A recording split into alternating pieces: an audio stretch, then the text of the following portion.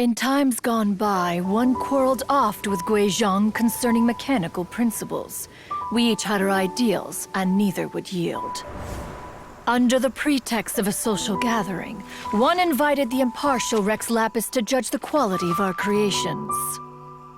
But Rex Lapis declared that Guizhong's Obscuro Vulpus mechanism was superior. Though one was too proud to acknowledge it, in one's heart, one knew that Guizhong was indeed the superior talent in the mechanical arts. As for the story between Guizhong and Streetward Rambler, that begins with a certain bell.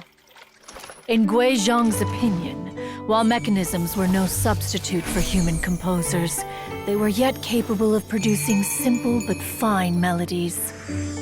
But Streetward Rambler believed music to be an expression of the soul, an emotional enterprise that could never hope to be replicated by machinery. They argued endlessly, until one asked Rex Lapis to intercede. He confiscated the bell and designated it for ceremonial use. Thereafter, one would often find them convening in the mountains, discussing music, mechanics, and all the affairs of the mortal world. But these good times were not to last. War broke out between the gods, and soon engulfed the Guili plains. Guizhong was overpowered by the enemy, and fell in battle.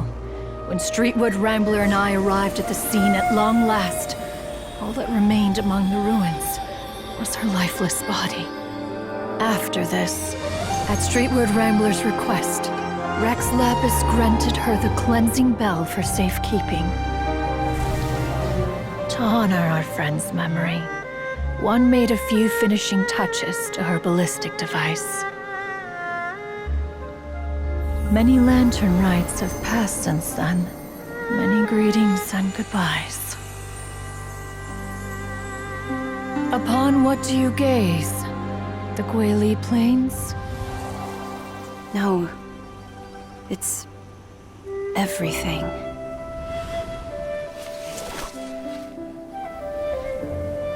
We think of human life as like a lantern that's lit one minute and extinguished the next. But are we Adepti so different? Perhaps as dust settles after a storm, we too must one day return to the world below.